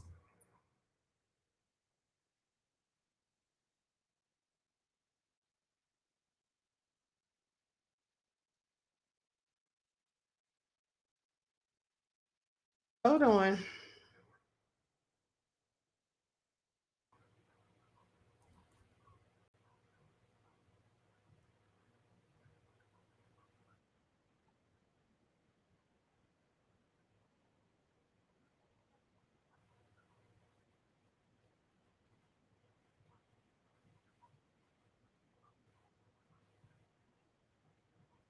Okay, I can't find it, sadly. I really wanted to pull that up because, like I said, the attorney, oh, here it is right here. Here we go. Here we go. Now let's hear what these young men's attorneys have to say about all this. Likes up, everyone, please like and share. See, this is the kind of stuff that happens when people don't exercise good judgment. You're going out here getting into mischief and just making dumb decisions. Okay, it's all so stupid. Now, first of all, they should not have had her in the car with them. I just want y'all to pay attention. Okay, black men in the car with a young college girl, young college woman, not a good idea. And then if they knew she was drunk, they definitely should have been doing what they did. All so crazy. Hyundai Elantra versus Toyota Corolla. Hyundai Elantra wins. Second, deputies with the East Baton Rouge Parish Sheriff's Office say that LSU student Madison Brooks was raped before she was hit and killed by a car on Burbank Drive. Now, that happened more than a week ago. Tonight, the attorney representing two of the people behind bars says a video shows a whole different story. 18-year-old Kayvon Washington and a juvenile are both charged with something called third-degree rape. Now, two others you see there have been booked on charges of principal to third-degree rape. We don't have one picture because it's a 17-year-old. Lester Dewey is here with the very latest on what we've learned. Lester. Greg, deputies have been conducting interviews about this rape angle for quite some time, we're told. But attorney Ron Haley says while sexual acts did take place, there was absolutely no rape, and his clients did not just drop the victim off on the side of Burbank Drive. It's been a mystery for more than a week now. Why was LSU sophomore Madison Brooks standing in the middle of Burbank Drive near the Pelican Lakes neighborhood? This is around 3 in the morning as she was hit by a car. But tonight, investigators believe they've pieced together the moments leading up to the tragedy. Deputies arresting 4 men who they say were seen leaving with Madison Brooks in a car from Reggie's Bar in Tigerland. Detectives say this was after a night of drinking. Attorney Ron Haley and his team are representing 2 of the suspects. She willfully got into the car, said that her rides had left her, and got in. After that point in time, there was consensual sexual acts done in that car with her and 2 other individuals at 2 separate times. Investigators charged the men with what's called third-degree rape, which basically means the victim was too intoxicated to consent to sex. Deputies charged both 18-year-old Kayvon Washington and an unidentified 17-year-old minor with that third-degree rape charge. 28-year-old Everett Lee and Kason Carver were charged with principal to third-degree rape, which means investigators believe they were there when it occurred but did not take part in it. Absolutely not a rape. Listen, this is a tragedy. Definitely not a crime. Haley says a video taken during the incident shows Madison Brooks was in a coherent state and knew what was happening all along. Can you tell that she was intoxicated? Yes. To the point under the law that you say you're in a drunken stupor, to the point that you cannot lawfully give consent or answer questions, absolutely that was not the case. Haley says an argument took place between Madison Brooks and the driver of the vehicle, then she left. Based on disagreement, she got out of the vehicle. She indicated she was getting an Uber. I want the public to know that these young men, or really the driver of the vehicle and the young men that were in there, did not put her off on the side of the road. Arrest documents say that the driver thought the girl was too drunk to consent, telling deputies, I guess she was. Brooks's blood alcohol level when she got to the hospital was nearly 4 times the legal limit, but Haley believes the video will acquit his clients fully, and the real blame needs to be on the bars selling to underage drinkers. LSU's President William Tate released a statement following these arrests, saying in part, quote, in the coming days, we will call a meeting with these business owners to discuss how their responsibilities directly impact the safety of our students. We'll work openly against any business that doesn't join us in efforts towards creating a safer environment for our students. Enough is enough. Attorney Ron Haley tells me he will turn over that video evidence to investigators and the district attorney's office. Of course, if we get any more information on this case, it will be on our 9 News app. Greg. All right, so a lot of underage drinking involved in this entire incident. Thank you very much, Lester. We appreciate it. We'll look for updates. So, in my opinion, all of the smoke should go to the bar for serving underage people, okay? She was 19 years old and all of that. But here's the thing. Now, the question is whether or not she consented or she was able to consent. Well, I don't know, but when she ran to the guys in the parking lot, I didn't see her stumbling, but that doesn't prove anything. But also the question is, now they're saying she had this high level of alcohol in her system. One could argue the attorney, if he's worth his salt, he could argue that she could have consumed alcohol after they let her out of the car. I'm just saying. But the thing is this, they said the driver that hit her, didn't they say the driver that hit her, if I'm not mistaken, said something about she seemed too drunk to consent? How would he know? Is he a specialist, an expert? Just poor decision making, young, stupid people, because if they knew she was drunk, they should not have ever put her in the car in the first place. Okay? Now, but here's the thing that I don't like.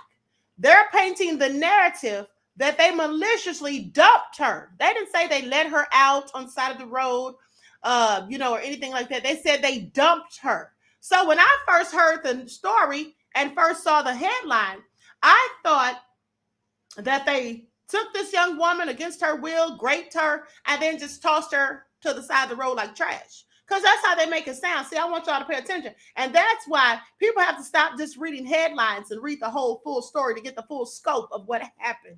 Okay? Of what happened. All right? So at the end of the day, this is not going to turn out good. I'm sorry. There it is. A very stupid decision, says Alvin. Yes, absolutely. The fault was hers at first because of her false ID. Well, that's true. But I'm telling you also who's responsible, or I'm not even going to say responsible, but they're partially to blame in some way, in my opinion, is her friends who left her. She left with those young men because she said her ride left her. Okay? So I have questions. Why would they have left her there? To fend for herself. So anyway, baby boy said she was a regular. Didn't they say a rideshare hit her? If so, look at that person. Well, they did look at that person. They said that person was not impaired, like they weren't intoxicated or anything. They did look at them. But, oh, you mean as far as having done something to her? Well, here's the thing. They already know that these young men, at least two of them, had sex with her. Okay? They already know that. Jack the Diva said exactly. Why did they leave? Exactly. Why did they leave her? That's crazy. When I was younger, if me and my friends go out to the bar, the club, or wherever, we're all leaving together. Okay? Nobody's getting left. We all came together. We're going to leave together. That's what you do. So Mr. Hotel said this is just all bad. Yes, it absolutely is. But the bar is complicit and the young men who have ruined their lives playing with Becky. Yeah.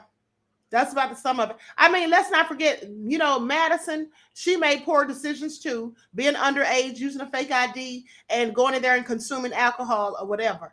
They all made poor decisions. But this is what young people do. Let's not forget their frontal lobes are not even fully developed. So young people make stupid choices. We all did as young people, I'm sure.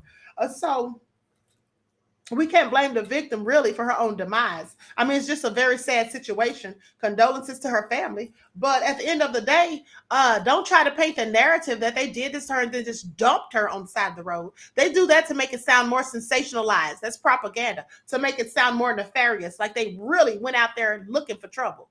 That's what it was. It was just young people doing stupid stuff. Sadly, this caused someone to pass away. All right. So anyway, with that all being said, I'm going to conclude this broadcast.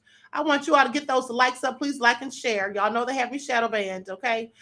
Make sure you spread this story specifically so to draw attention to the plight of this Black farmer and his family in El Paso County, Colorado. Okay? Please donate what you can to the GoFundMe and sign the petition.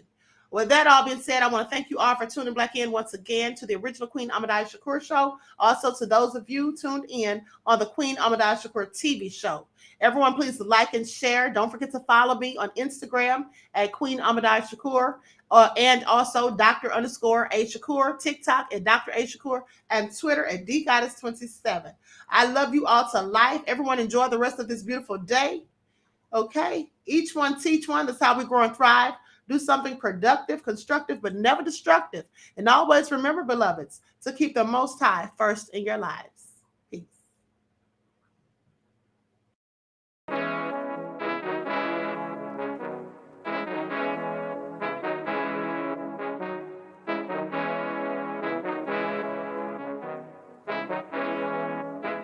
yo, Nick, hit him with that flavor. All in my skin, God all in my blood. Kings all in my circle, you touch one of mine and you're done. They show no love for the queen, why you hating on me?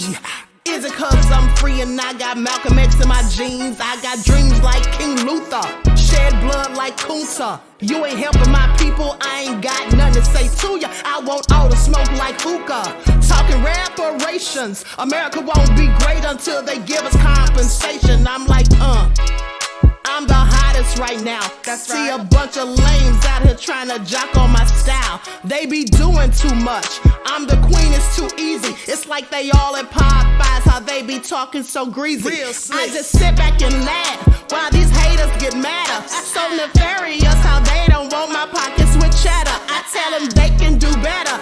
These snakes in the grass can leave a bite on your ass, cause y'all be trusting too fast. I got my foot on the gas, other one on they necks. Dropping receipts on haters, you better show some respect. I'm never facing regrets, we only facing the threats. Running through every challenge like a relay, break no sweat. It's a cold game, so I got that blanket with me. Now that my people awaken, ain't no going to sleep. I do not play by my piece, this time I'm playing for keeps. You talking slick, but when I see you like them ends, we gon' meet. And I got gold all in my skin, God all in my blood, kings all in my circle. You touch one of mine and you done. They show no love for the queen, why they hating on me? Is it cause I'm free and I got Malcolm X in my jeans and I got gold all in my skin, God all in my blood, kings all in my circle. You touch one of mine and you done. They show no love for the queen, why they hating on me?